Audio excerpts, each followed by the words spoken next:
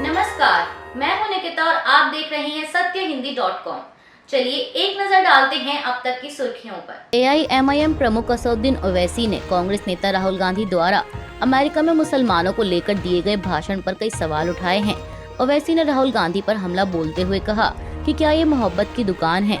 उन्होंने कहा कि आखिर कब तक राहुल गांधी जुबानी खर्च करते रहेंगे। दरअसल कांग्रेस नेता राहुल गांधी इस समय अमेरिका की यात्रा पर हैं और इस दौरान उन्होंने अपने एक भाषण में मुस्लिमों की सुरक्षा के सवाल को लेकर कहा कि जिस तरह मुसलमानों को लग रहा है कि उन पर हमला हो रहा है, मैं गारंटी दे सकता हूं कि सिख, ईसाई, दलित, आदिवासी भी ऐसा ही महसूस कर रहे हैं। इसलिए हम मोहब्बत की दुकान खोल रहे हैं। भारत में मुस्लिमों के साथ आज जो हो रहा है वो 1980 के दशक में दलितों के साथ हुआ था।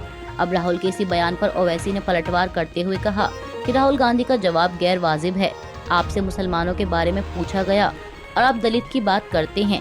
उनकी सरकार के दौरान ही मुसलमानों के खिलाफ कई घटनाएं हुई हैं। सिखों के खून से होली खेली गई। छत्तीसगढ़ में उनकी सरकार है और धर्म संसद होता है।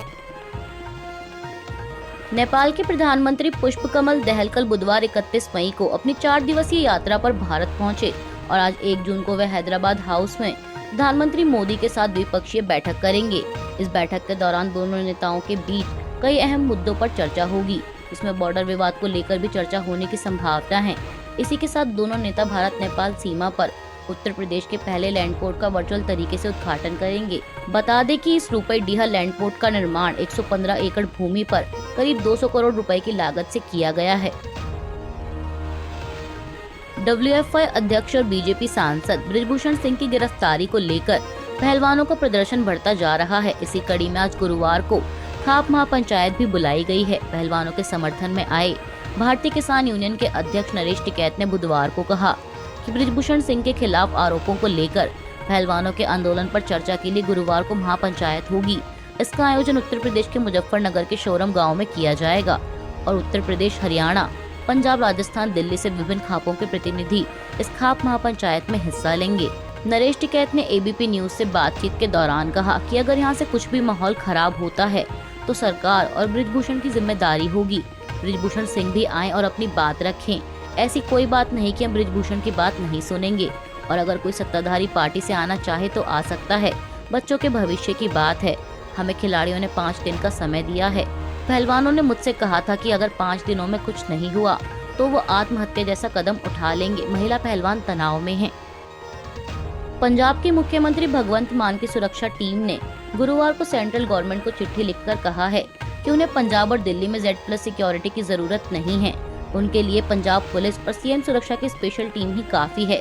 इस चिट्ठी में अपने फैसले की वजह बताते हुए लिखा गया है कि पंजाब और दिल्ली में 2 सुरक्षा चक्र होने की वजह से प्रॉब्लम हो सकती है। उन्होंने लिखा कि 2 कमांड की वजह से सुरक्षा में नुकसान हो सकता है। जम्मू कश्मीर के सांबा इलाके से लगी सीमा पर BSF के जवानों ने पाकिस्तान के आतंकी मंसूबों को नाकाम कर दिया है। खबर है कि सीमा पार करने की कोशिश कर रहे एक पाकिस्तानी घुसपैठिए को BSF के जम्मू ट्रूप्स ने मार गिराया। इस बात की जानकारी देते हुए BSF ने अपने एक बयान में कहा कि आज गुरुवार को सुबह तड़के जवानों ने सांबा इलाके में पाकिस्तान की तरफ से अंतर्राष्ट्रीय सीमा पर संदिग्ध गतिविधि देखी। सैनिकों ने उसे ललकारा लेकिन वह तब भी सीमा की ओर बढ़ता रहा। इसके बाद जवानों ने उस पर निशाना लगाकर फायरिंग कर दी जिसमें वह मारा गया। बता दें कि जम्मू संभाग में पिछले 2 दिन में भारत पाकिस्तान सीमा पर इस तरह की यह दूसरी घटना है। सेना ने बुधवार 31 मई को पुंछ जिले में LOC पर 3 आतंकवादियों को गिरफ्तार कर हथियार और मादक पदार्थों की तस्करी की कोशिश नाकाम की थी। देश के कई राज्यों में साल के अंत में विधानसभा चुनाव होने हैं, जिनमें राजस्थान भी शामिल है। अब ऐसे में मुख्यमंत्री अशोक गहलोत ने चुनाव से पहले एक बड़ा दांव चला है। CM गहलोत ने बिजली को लेकर ट्वीट कर लिखा कि महंगाई राहत शिविरों के अवलोकन और जनता से बात करने पर फीडबैक आया कि बिजली बिलों में मिलने वाली स्लैबवार छूट में थोड़ा बदलाव किया जाए। CM ने आगे लिखा कि मई महीने में बिजली बिलों में आए फ्यूल सरचार्ज को लेकर भी जनता से फीडबैक मिला, जिसके आधार पर बड़ा फैसला किया है। मुख्यमंत्री ने ऐलान करते हुए कहा कि 100 यूनिट प्रति माह तक बिजली उपभोग वालों का बिजली बिल शून्य होगा। उन्हें पूर्ववत कोई बिल नहीं देना होगा। इसके साथ ही 100 यूनिट प्रति माह से ज्यादा उपभोग करने वाले वर्ग के परिवारों को भी पहले 100 यूनिट बिजली फ्री दी जाएगी। यानी कितना भी बिल क्यों ना आए, पहले 100 यूनिट तक कोई भी विद्युत शुल्क नहीं देना होगा। वहीं 200 यूनिट प्रति माह तक बिजली उपभोग करने वाले उपभोक्ताओं को पहले 100 यूनिट बिजली फ्री के साथ 200 यूनिट तक के स्थायी शुल्क फ्यूल सरचार्ज एवं तमाम अन्य शुल्क माफ होंगे एवं इनका भुगतान राज्य सरकार करेगी। केंद्रीय गृह मंत्री अमित शाह इन दिनों मणिपुर दौरे पर हैं। इस दौरान उन्होंने हिंसा प्रभावित इलाकों की समीक्षा की और राज्य में सामान्य स्थिति की बहाली के लिए मुख्यमंत्री एन बीरेन सिंह, मंत्रियों, मणिपुर पुलिस, सीआरपीएफ और भारतीय सेना के वरिष्ठ अधिकारियों के साथ बैठक की, जिसके बाद 5 बातों पर सहमति बनी है।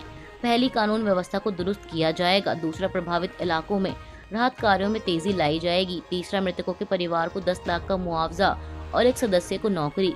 चौथा, चिंकू की मिजो समुदाय को 15 दिनों में राजनीतिक समाधान का आश्वासन। और 5वां, अफवाह दूर करने के लिए बीएसएनएल की टेलीफोन लाइन फिर शुरू होगी। अभी के लिए बस इतना ही। बाकी की खबरों के लिए जुड़े रहिए सत्यहिंदी.com के साथ।